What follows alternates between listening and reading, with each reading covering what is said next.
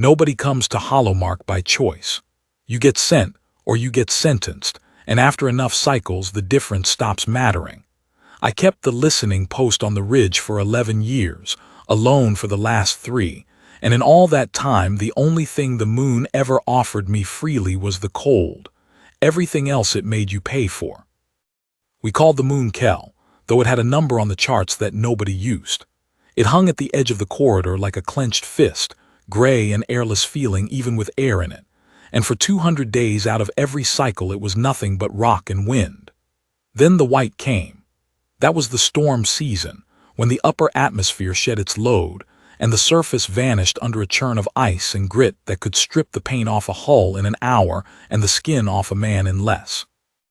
The post sat on a spine of black stone above the only pass that fed the relay corridor, and my job, the whole of it, was to keep the dish clear and the signal honest so that ships running the dark between the inner stations would have a voice to follow home.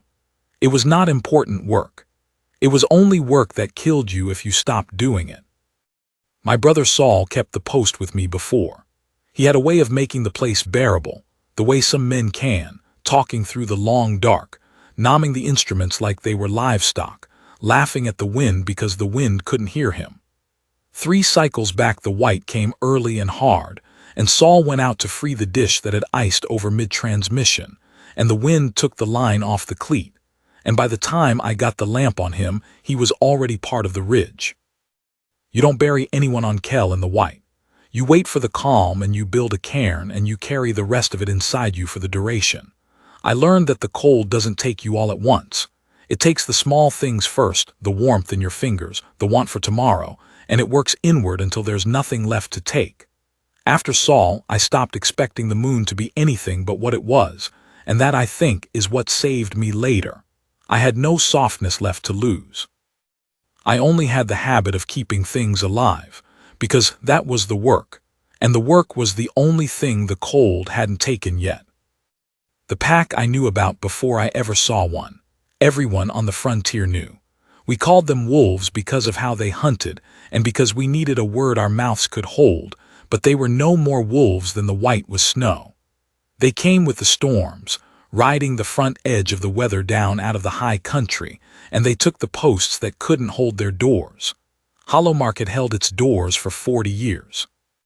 The post at Sarn's Reach hadn't, 2 cycles back, and when the relief crew finally got in past the weather they found the place swept clean, not looted, swept, every soft thing taken and every hard thing left, and 3 keepers gone down to bone and gristle in the corners where they'd made their last stand. The report said the doors had been opened from the inside. Nobody could explain it. I think about that report more than I should. So I knew them as a story before I knew them as breath, and the story said the same thing every post on the corridor said in its bones. Hold the door, keep the heat, and pray the white takes them before they take you. I had seen them once, from what I had thought was a safe distance. 4 cycles back, before Saul went into the ridge, the high pass thermal had picked up a hunt in the upper country, a herd beast running, and the pack folding around it the way water folds around a stone, and the kill at the end of it done so fast and so clean that Saul, who feared almost nothing, had turned the screen off and sat for a while saying nothing at all. They did not run their prey to exhaustion the way an honest predator does. They cut it. They worked it the way a crew works a hull, each one doing its piece, and the herd beast went down still trying to run, and what was left when they were done would not have filled a glove. Saul said afterward that the thing that frightened him was not the speed. It was that there had been no waste in it, and no anger and no joy. There had only been a job, done by 20 bodies that moved like one, and then the pack had lifted its heads at the same instant and gone, and the upper country had been empty again as if nothing had ever lived there at all. We don't fear what hates us, Saul said. We fear what doesn't bother to. I have never found a better way to say what they were. The storm that cycle came in wrong. The instruments saw it 3 days out and couldn't size it. The pressure gradients folded over themselves, the upper band sheared the wrong direction, and the model just gave up and put a flat warning across the board that meant the machine had stopped pretending to know. I sealed the dish, ran the heat lines hot, brought the reactor up off idle, and sent my last clean transmission down the corridor. Hollow mark closing for weather. Signal will hold as long as the post does. Then the white came over the ridge like a hand pulling a sheet across the world, and Kel went white and gray and screaming, and I was alone inside it with the wind trying to find a way in. For 2 days it was only the storm. I knew that rhythm. You sleep when the heat's stable and you wake when the alarms shift, and you eat without tasting and you talk to nobody because there's nobody, and you wait. I had done it alone for 3 years, and I had a way of getting through the long dark that worked as long as I didn't look at it too hard. I walked the heat lines twice a watch with my hand flat against the conduit, feeling for the cold spots before the gauges found them. I read the dish telemetry out loud to the empty room because Saul used to read it out loud, and the silence was worse than the sound of my own voice. I kept a tally of the days the way prisoners do, a mark for each, not because I would forget, but because the marking was a thing to do with my hands. On the second night the corridor went quiet. The last of the inner stations signed off for the weather, one after another, their signals dropping out of the band until there was nothing left in my ears but the carrier hum and the wind, and I understood that for as long as the white held, I was the farthest out living thing on this side of the dark, and the only one awake. On the third night the perimeter sensors lit. I thought it was drift at first, ice packing against the outer fence, and I almost cleared the alarm without looking. Then the thermal came up, and there were shapes in it. Warm shapes. 20 of them, give or take, strung out along the lee of the ridge where the wind broke just enough to let a thing live for a few minutes longer than it should. 20 signatures, low and long, dragging themselves down the spine of the mountain toward the only heat for 40 kilometers, which was me. I want to tell you I felt afraid. I felt the way you feel when the work changes and you haven't caught up to it yet. I pulled the cutter down off the rack and checked the charge and put it where my hand would find it, and I watched them come, and I understood very quickly that they were not coming the way the story said they came. The story said they came fast and silent and full of purpose. These came the way Saul came down the ridge that last time, wrong, stumbling, the line gone slack. The white had caught them in the open. Whatever they'd been hunting up in the high country, the storm had turned on them and run them down the mountain, and now they were doing the only thing left to a living thing in the white, which is to crawl toward warmth and die a little closer to it. They reached the outer fence and they didn't breach it. That was the thing that stopped my hand on the cutter. A pack that wanted in would have been through the fence in a minute. They'd done it at Sarn's reach, the report said, peeled the mesh back like skin. These just gathered against it in the lee, 20 bodies pressed into the only shelter the ridge had to offer, which was a wire fence and the heat bleeding off my walls, and they folded down into the snow to die where it was 1 degree less cruel. I watched them on the thermal for a long time. The signatures dimmed one at a time, slow, the way a banked fire goes. One of the small ones at the edge of the group had already gone cold at the extremities. I could see the heat pulling back out of its limbs toward the core, the body giving up the territory it couldn't hold. I had seen that exact shape on the thermal before. I had seen it on Saul, the night I got the lamp on him too late. There was a creature in the middle of them, bigger than the rest, that did not lie down. It stood over the others with its head into the wind, and every time one of them stilled it would go to it and put its head down against the body. And I understood after a while that it was counting them, keeping its count, standing watch over a pack it could not save, in a storm that was going to take every one of them before the calm, because that was its work and the work was the only thing the cold hadn't taken from it yet. I've run that next part over in my head 10,000 times, and I still can't tell you it was mercy. I'd like it to have been. I think it was something colder and more stubborn than mercy, something I'd built in the 3 years since Saul out of the habit of not letting things freeze on my doorstep. I had spent 3 years keeping a signal alive for ships I would never see, in a corridor that would forget my name the day I died. And out there in my own light, 20 things that had come down the corridor killing posts like mine were lying down to die against my fence, and the biggest of them was standing watch and keeping count, and I could not for the life of me make my hand close the alarm and walk away. I told myself it was tactics. Locked out, they'd freeze, and when the calm came I'd have 20 thawing carcasses packed against my fence and a fouled perimeter for the rest of the cycle, and if even one lived it would come through the wire the way they'd come through it at Sarn's reach, and I'd meet it half frozen in my own corridors with a cutter and no room to swing. Better to take it on ground I chose. Better to control the door than to wait for the door to be controlled for me. That's what I told myself, and there was truth in it, and it was not the reason, and I knew it wasn't even while I was pulling on the suit.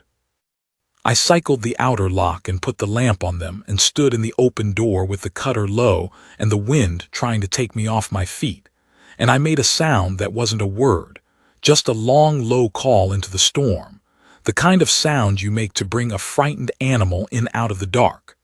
And the big one lifted its head and looked at me down the length of that light. I'd never been close to one. The pictures don't carry it. It was taller than a man when it stood, and it stood now, unfolding off the snow in a way that made my hand tighten on the cutter without my telling it to. Lean through the body, long in the limb, gray going to white along the back where the frost had taken hold, and a band of darker hide across the throat where I'd later learned the gland sat that they spoke with. The face was wrong in a way I can't make right in words, too long, too still. The eyes set too far apart and too steady. No animal panic in them at all, only a weighing. It looked at me, and it looked at the open door behind me, and it looked at the heat pouring out of it into the storm, and I watched it do arithmetic that I could not follow, in a mind built on a world I had never seen.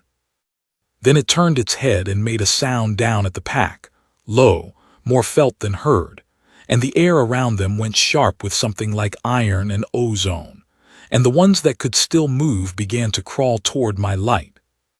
I stood in the door and counted them in.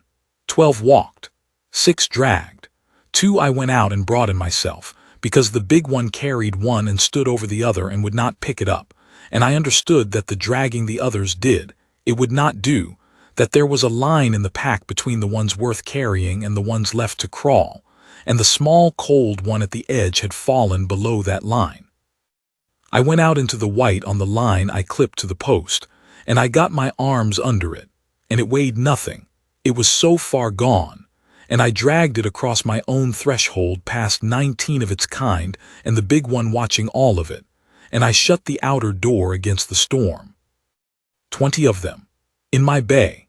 The space went hot with the smell of them, that iron and ozone reek of their speaking, and under it the wet stone smell of the cold coming off their hides, and they filled the bay wall to wall, and every one of them turned and looked at me where I stood with my back to the inner door, and a cutter I would never have time to use, and I thought, clearly and without much feeling, that I had just done the thing the keepers at Sarn's reach had done, and opened my doors from the inside. Nothing happened. That was the part no story prepares you for. They were too far gone to do anything but live for the moment, and so was I, and we stood in my bay in the heat and did the only thing the night allowed, which was not die yet. The big one held them. I saw that in the first hour. There was an order to them, a rank, and it ran down from the big one through a handful of strong ones to the crawlers at the bottom, and the order was kept by violence and the memory of violence, a turn of the head, a low call, a baring of the long jaw, and the lesser ones folded down and gave way.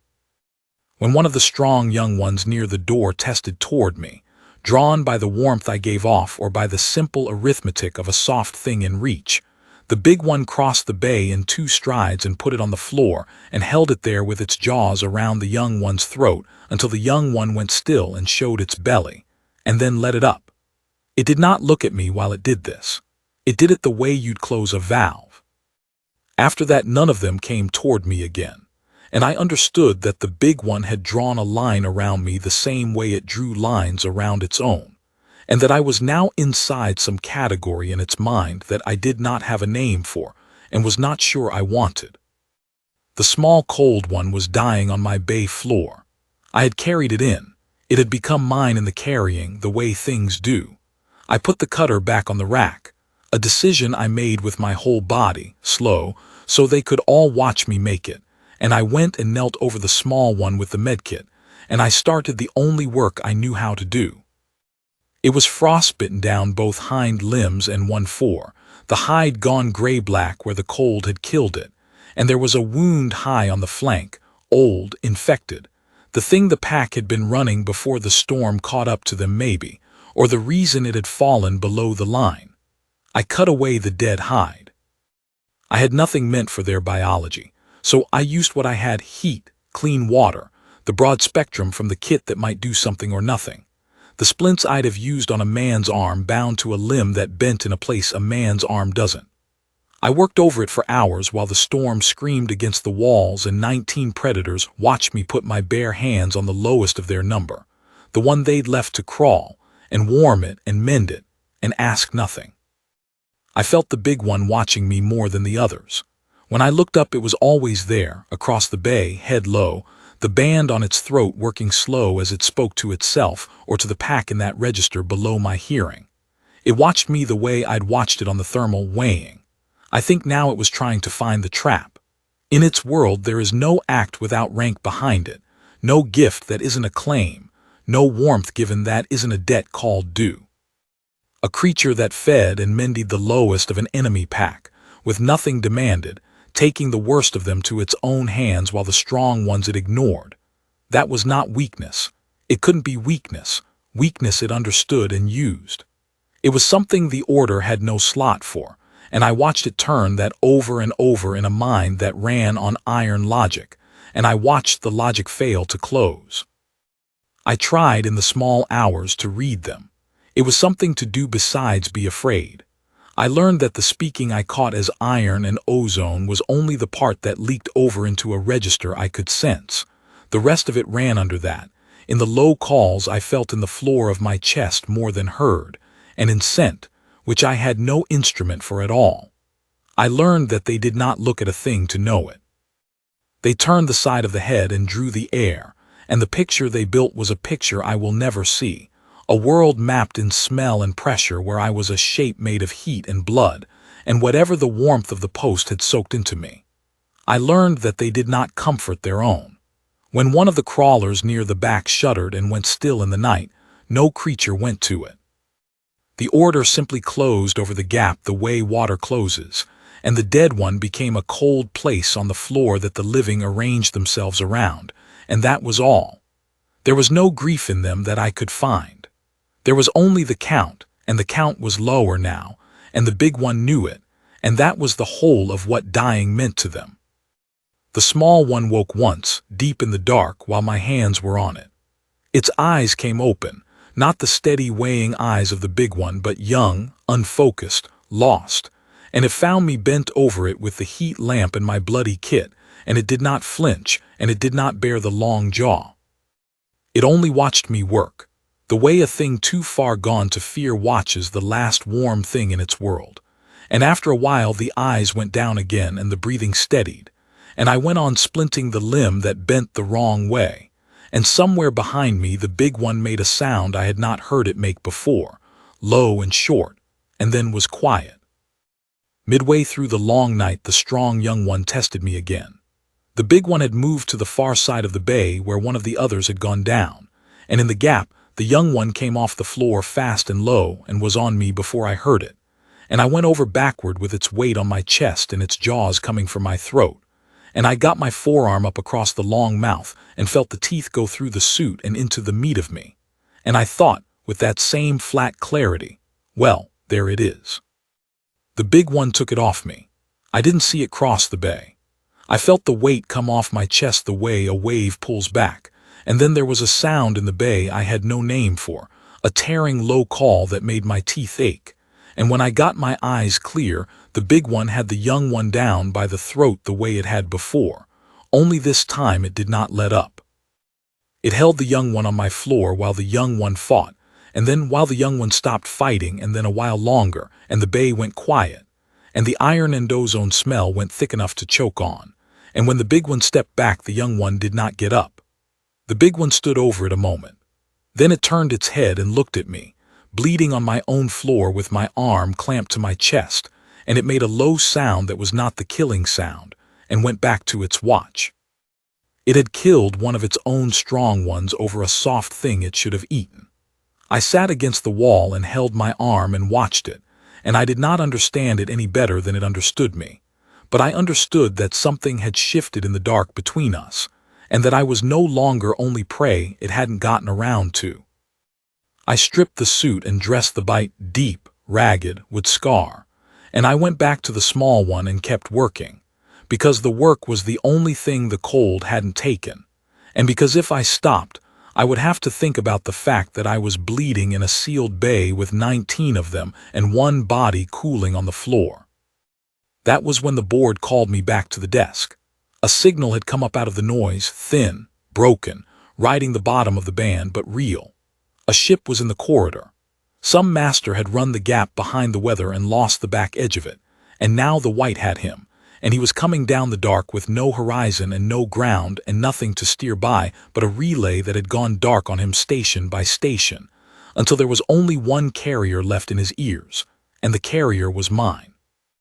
I left the small one and went to the desk with my arms strapped to my chest and the smell of them thick in the room, and I sat down in front of the only instrument on Kel that mattered to anyone but me, and I did my job.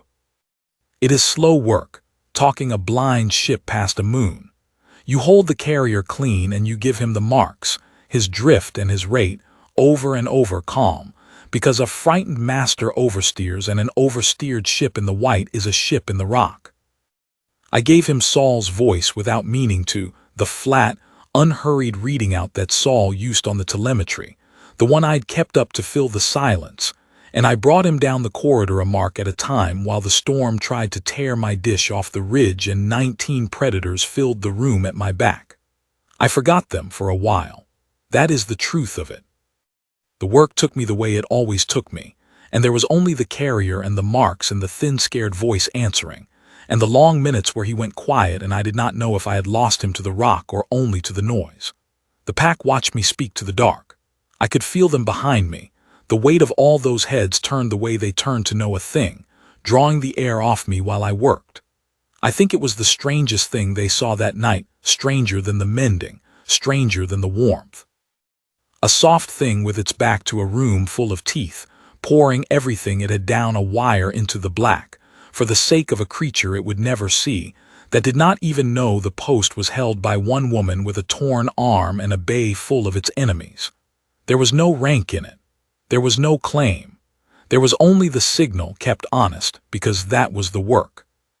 He came past the moon at the 4th hour and caught the back of the corridor and steadied, and his voice changed the way a voice changes when a man understands he is going to live, and he asked me my name and my post so he could log who had brought him through. I gave him the post. I have never been able to say, even now, why I didn't give him my name. I think because the name was already spoken for. I think because the only thing left awake on that side of the dark to hear it was at my back and had been taking it off my skin all night, and a name on Kel is a debt, and I did not have a second one to spend. The carrier cleaned up as he ran out of the gap, and his signal climbed the band and was gone into the safe dark, and the corridor was mine again, and the wind, and the smell of them. I sat at the desk a long time with my hand on the dead key.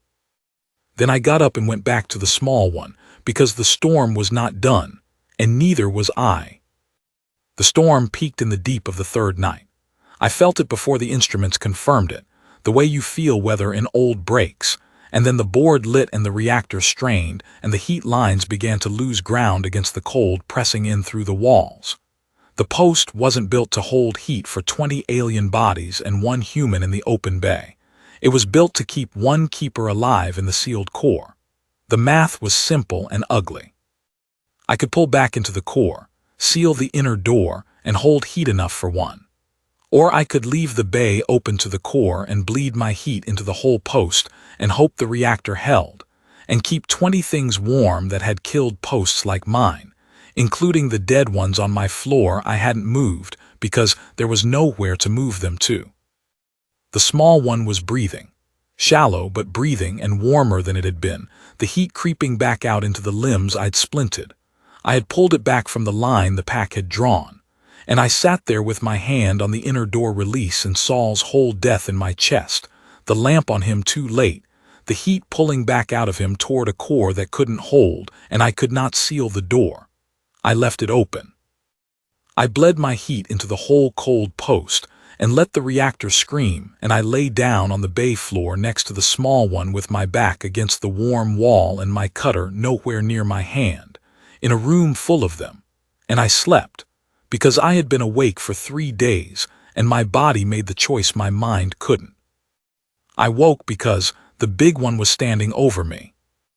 It had its head down close to mine, close enough that I felt the heat off the band on its throat, close enough that I could have put my hand on it without reaching. It was not weighing anymore. It was doing something else, something slow and deliberate, drawing the air off me in long pulls, learning me, the way I'd later understand they learn the ones that belong to them. On a world where you speak with scent, a scent is a name, and it was taking my name. I lay very still and let it. The small one breathed against my side. The storm had dropped to a long, low moan, the worst of it gone past in the night, and gray light was coming up weak around the seals of the outer door. By morning, the white had broken. I want to be careful here, because this is the part the stories get wrong, the part they turn soft. There was nothing soft in it. The pack came up off my floor with the light, and they were a war pack again, healed enough by the heat to be what they were, the living of them risen and the 2 night dead left where they'd fallen, and the small one hauling itself up among them on its splints. And the order in them came back hard with the strength, and I felt the bay tip toward the old arithmetic. A big one near the door, second only to the leader, came off the floor and turned on me, and I saw in it the same thing I'd seen in the young one the night before, the soft thing in reach, the dead of the night dismissed with the dawn. It came at me low. The big one, my big one, the leader, the one that had taken my name in the gray light, put itself between us before the second one had crossed half the floor. What happened then took the length of a held breath, and I have carried it the rest of my life. The 2 of them went together against the bay wall in a noise that cracked the seal. And it was not the held-down ritual of the night before, the throat grip and the showing of the belly. It was the other thing, the real thing, the killing the rank is built on, and it was over fast because the leader meant it to be over fast. When they came apart, the second one was down and did not get up, and the leader stood over it streaming and turned and looked at the rest of the pack and made the tearing low call, and the air went to iron, and one by one the others put their heads to the floor. Then it came to me. It crossed the bay slow, and it put its head down against me, against my chest where the young one's teeth had gone in, and it held there, and the band on its throat worked, and a smell came off it and onto me, thick and sharp, and the pack watched it do this, and I understood that I was being marked. That whatever line the pack drew around its own, I was now inside it. That the leader had killed 2 of its strong ones in a night over a soft thing, and had decided, in a mind I will never follow, that the cost was paid and the soft thing was kept. The alpha took me. That's the only way I have ever found to say it. It took me into the only thing it had to give, which was the pack, the count it kept, the line it held against the cold. I opened the outer door, and the morning came in white and still and blinding, and the pack went out into it, up the spine of the ridge the way they'd come, healed and whole and lethal again. And I stood in the door and watched them go and felt the thing I'd done settle over me like a weather I'd live under now. The small one went last and slow on its splinted legs, and at the top of the rise it stopped, and the leader stopped with it, and they both looked back at me down the length of the light. Then they were gone over the ridge, and the corridor was quiet, and I was alone in the post with 3 of their dead and a marked place on my chest, and a name I couldn't read written in scent across my hide. The small one died 8 days later. It came back down the ridge alone in the calm between storms, dragging the splinted legs, the wound on its flank gone bad in a way my kit couldn't reach, and it lay down against my outer door the way the pack had lain against the fence, and it let me carry it in one last time, and it died on my bay floor in the heat with my hands on it. I built it a cairn in the calm, beside my brother's, because by then there was no line left in me between the things I'd kept and the things I'd kept, and because the cold takes everything on Kell except what you give away on purpose, and I had given it the warmth, and I was not about to take it back at the end. The pack still runs the high country above Hollowmark. I see them on the thermal in the storm seasons, 20 signatures strung along the lee of the ridge, and the big one stands watch and keeps its count. And twice now in 11 cycles it has brought the count down to my door in the worst of the white, and I have opened the door, and we have not died, and in the morning they have gone. No relief crew will ever find Hollowmark swept clean. They learned my doors are open, and they learned it costs them nothing. And a thing that costs nothing is, to them, the strangest debt of all, the one that can never be called, the one they keep paying by leaving me alive. They never had a word for mercy. I've listened to them speak in the iron and the ozone for 11 years, and there's no slot in it for a warmth given freely, no rank for it, no claim. But that morning in the gray, the big one took my scent off me and made it a name, and on Kel a name is a debt, and the debt runs both ways now, and I have been paying mine ever since. I keep the door. I keep the heat. I keep the count. It is not important work. It is only the work the cold hasn't taken, and out here in the end, that is the only kind there is.